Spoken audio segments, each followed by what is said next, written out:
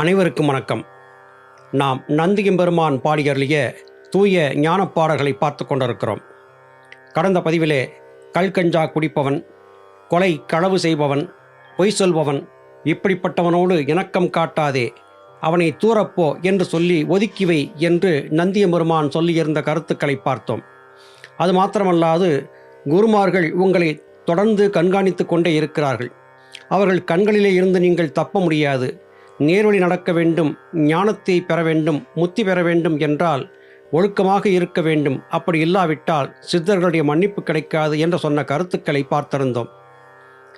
தொடர்ந்து இன்றைய பதிவிலே நந்தியம்பெருமான் சொல்லக்கூடிய தூய பல கருத்துக்களை பார்க்க இருக்கிறோம். சொல்லப்பா துட்டர்களை துரத்துவாய் நீ, சொலிமுனையில் நின்று கொண்டு உற்றுப்பாரு. வெள்ளப்பா எழுத்தையெல்லாம் மூட்டிக்கொண்டு வெளிவிடாது இருந்து நீ யோகம் பண்ணு. கல்லப்பா உன் திரேகம் உரத்து போகும், கபடில்லாது உன் மனது பரத்து கெய்தும். சொல்லப்பா சிதம்பரத்தின் பூசை நேர்மை, சிவன் உரைத்தார் சொல்லுகிறேன் விவரம்தானே. எனக்கு எம்பெருமான் ஈசன் சொல்லிக் கொடுத்த அனைத்து நுணுக்கங்களையும் என் மக்களாகிய உங்களுக்கு இரக்கத்தின் பேரிலே நான் சொல்லிக் கொண்டிருக்கிறேன். ஆனால் என் மக்களே, ஒன்றை கவனியுங்கள். கபடு சூது இல்லாத தூய மனம் கொண்டிருந்தால் மாத்திரமே பராபரத்தின் சன்னிதானத்திற்கு செல்வதற்கான கடவுச்சீட்டு உங்களுக்கு கிடைக்கும். துட்டர்களை அருகிலே வைத்து கொண்டு நீ ஞானம் பயில முடியாது. என் குடும்பத்தில் இருக்கக்கூடிய மற்றவர்கள் தவறு செய்கிறார்கள், நான் யோக்கியனாக குடும்பத்தில் இருக்கிறேன் என்று சொல்பவர்களும் வெற்றி காண முடியாது. இங்கே நாம் பார்த்து வரக்கூடிய ஒரு அனுபவ கருத்தை சொல்லியாக வேண்டியது கடமையாகிறது. நம்மிடத்திலே சித்தவித்தை உபதேசம் பெறுவதற்காக வரக்கூடியவர்கள் என் குடும்பத்தார்கள் எல்லாம் மாமிசம் உண்கிறார்கள், மனம் போன போக்கில் வாழ்கிறார்கள், குடும்பத்திலே இருந்தபடியாகவே நான் யோக பயணத்தை மேற்கொள்வேன், நான் மட்டும் யோகியனாக இருப்பேன், எனக்கு வித்தை காட்டிக் கொடுங்கள் என்று கேட்பதை பார்க்க முடிகிறது. இங்கே நந்தியம்பெருமான் சொன்ன கூற்றுக்களை இப்படி கேள்வி கேட்கக்கூடிய சகோதர சகோதரிகள் கேட்டுக்கொண்டால் நிச்சயம் அவர்களுக்கு குழப்பம் நீங்கிவிடும் என்றே கருதுகிறது. ஒரு குடும்பத்தில் இருந்தாலும் தவறு செய்பவர்களை துஷ்டர்களாக கருதி ஒதுக்கி வைத்துவிடு என்று நந்தியம்பெருமான் குறிப்பிடுகிறார். அவ்வை பெருமாட்டி ஒன்றை சொல்லுவார். மனையாளாய் வந்ததொரு மகராசி, சற்றேனும் ஏறுக்குமாறாக நடப்பாளே ஆமாகில் கூறாமல் சந்நியாசம் கொள் என்று சொன்னதை கேட்டிருக்கிறோம். குடும்பத்தவர்கள் ஒத்துழைப்பு இல்லாமல் தனித்த ஒருவன் குடும்பத்தில் இருந்தபடியாக யோகம் வெல்வது என்பது அரிதிலும் அரிதான காரியமாகும். பகலை விட இரவுக்கு வலிமை அதிகம், நல்லதை காட்டிலும் தீயதற்கு வலிமை அதிகம், மெய்யை விட பொய்க்கு வலிமை அதிகம். இதை நாள்தோறும் நாம் கண்டே வருகிறோம். எனவே துஷ்டர்களை துரத்துவாய் என்று உன்னுடைய சீடர்களுக்கு சொல்லிக் கொடு. துஷ்டர்கள் சம்பந்தமில்லாமல் இருக்கக்கூடியவனுக்கு மாத்திரமே நீ யோக சாதனத்தை காட்டிக்கொடு என்று திருமூலநாயனார் இங்கே குறிப்பிடுகிறார். அது மட்டுமல்ல, சுழுமுனையிலே மனத்தை நிறுத்தி அங்கே உற்று பார்த்து கொண்டிருக்க வேண்டும். அப்பொழுது மாத்திரமே மிக மிக நுண்ணிய நுணுக்கமான ஒரு சின்னஞ்சிறு துவாரத்தின் வழியாக சஞ்சரிக்கக்கூடிய ஜீவசக்தியாய வாயுவின் போக்கை நம்மால் கட்டுப்படுத்த முடியும். எழுத்தையெல்லாம் மூட்டிக்கொண்டு வெளிவிடாது இருந்து யோகம் பண்ணு. எல்லா எழுத்தையும் ஒன்று சேர்த்துக்கொள். எந்த எழுத்துக்களை? அகார உகார மகாரங்களை, அதாவது சந்திரகளை சூரியகளை ஒன்றாக்கி புருவமத்தியத்திலே நிறுத்தி நீ யோக பயிற்சியை செய்து வா. இதை தொடர்ந்து செய்து வரும்போது உன் தேகம் உரத்து போகும், கல்லாகி போகும் என்று குறிப்பிடுகிறார். இங்கே சகோதர சகோதரிகளுக்கு ஒரு வினா எழும்பக்கூடும். தேகம் கல்லாகும் என்றால் என்ன பொருள்? நம்முடைய இந்த தேகம் வஜ்ர தேகமாக மாறிப்போகுமா? அதாவது கண்களால் பார்க்கக்கூடிய இந்த பருவுடல் வலிமையான தேகமாக மாறிவிடுமா என்று கேட்டால் இல்லை. இந்த தேகத்தை தேகம் என்று சித்தர்கள் குறிப்பிடவில்லை.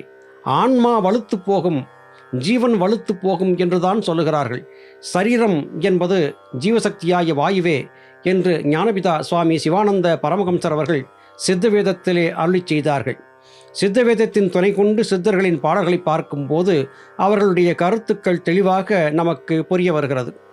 உன் தேகம் உரத்து போகும் என்று சொன்னால் உன்னுடைய ஆன்மா பலம் பெறும் என்பதே பொருள். ரமண மகரிஷி, ராமகிருஷ்ண பரமஹம்சர் ஆகிய மகான்கள் எல்லாம் தங்களுடைய சீடர்களுக்கு இந்த உண்மையை தெளிவாக எடுத்து போதித்தார்கள். ராமகிருஷ்ண பரமஹம்சர் ஒரு முறை சொல்லும்போது, யோகசாதனம் பழகக்கூடிய ஒரு யோகியின் உடல் என்பது வெந்த கயிறுக்கு ஒப்பாகும். அது பார்ப்பதற்கு கயிறு போல தோன்றினாலும் அது கட்டுவதற்கு உதவாது என்று குறிப்பிட்டார். யோகியின் உடல் மென்மையான ஒன்றாக மாறிப்போகும் என்று குறிப்பிட்டார்கள். திரு அருட்பிரகாச வள்ளலார் அருகிலே யாராவது சத்தம் போட்டு பேசினால் உடல் திடுக்கிடுவதாக குறிப்பிட்டிருக்கிறார். அப்படி பார்க்கும்போது தேகம் உரத்து போகும், வலுத்து போகும் என்று சொன்னால் இப்படி நிலை ஏற்படுவதற்கு என்ன காரணம் இருக்கிறது? ஞானிகளின் கூற்றை சரியாக புரிந்து கொள்ள வேண்டும். ஆத்ம தேகம் உள்ளே இருக்கக்கூடிய தூரதேகத்திற்கு அப்பாற்பட்ட சூட்சும தேகம் வலுவாகி போகும், ஆன்மா பலப்படும் என்பதே இதன் பொருளாகிறது. சிதம்பரத்தின் பூசையை செய்து வந்தால் உலகியல் வாழ்க்கையிலே உனக்கு நல்ல விளைவுகளும் ஏற்படச் செய்யும்.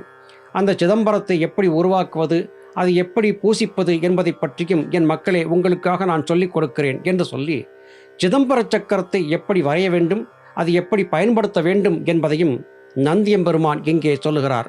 பொறுமையாக கேட்டு அறிந்து கொண்டால் இதன் பலனையும் நாம் கண்டறிய முடியும்.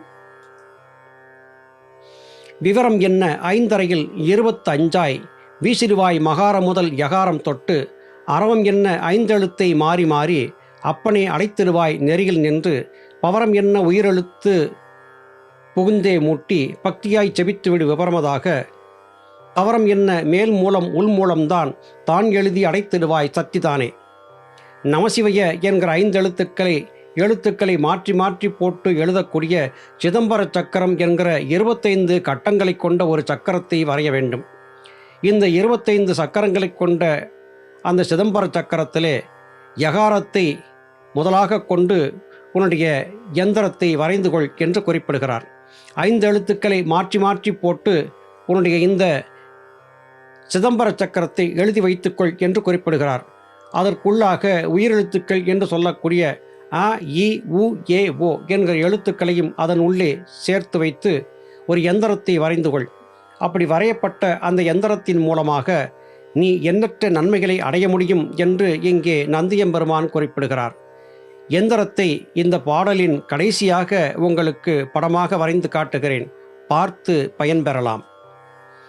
சத்திதனை வரவழைத்து உயிரெழுத்தை மூட்டி தான் எழுதி கும்பம் முதல் வைத்து பூசி, சுத்திதான் வந்ததென்றால் சோதனைகள் உண்டு, திறமாக சிதம்பரமும் கைக்குள்ளாச்சு, முத்திதான் வந்ததப்போ நோய்கள் போகும், நொடிக்கு முன்னே பசாசெல்லாம் மாண்டு போகும், பத்தியாய் இருந்து கொண்டு சேவித்தாரானால் பஞ்சு போல பறக்குமடா நோய்கள்தானே.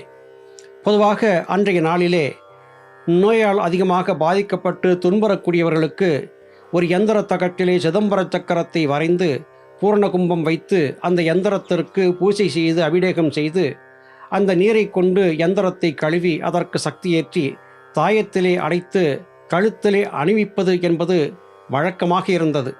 சிதம்பரத்தை எழுதி கட்டு, பேய் பிசாசு நோய் எல்லாம் விட்டு போகும் என்று நம்முடைய முன்னோர்கள் சொல்லிக் கொடுத்தார்கள். இளம்பிராயத்திலே என்னுடைய தந்தையார் இந்த சிதம்பர சக்கரத்தை வரைந்து எண்ணற்றவர்களுக்கு கொடுத்ததை பார்த்திருக்கிறேன்.